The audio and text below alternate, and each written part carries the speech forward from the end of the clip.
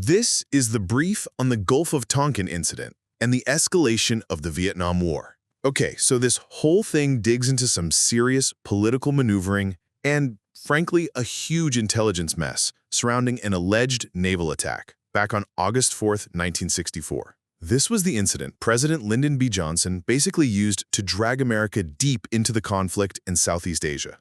Let's break down the absolutely critical pieces you gotta know.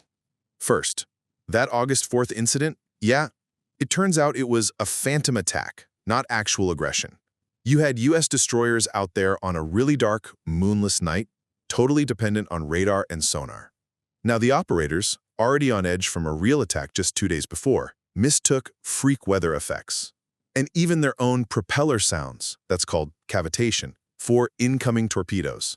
They fired off around 350 shells at these radar blips, but found absolutely zero debris, no oil slicks, no damage, nothing.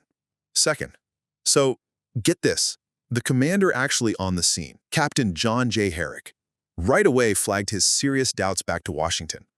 He literally cited freak weather effects and overeager sonar men, and begged them to fully evaluate before doing anything drastic. But Washington? They ignored him.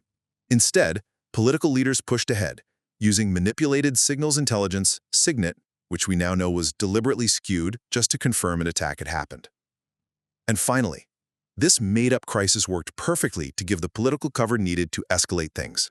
Just 3 days later, Congress overwhelmingly passed the Gulf of Tonkin Resolution. This gave President Johnson pretty much carte blanche authority, a blank check, to use military force.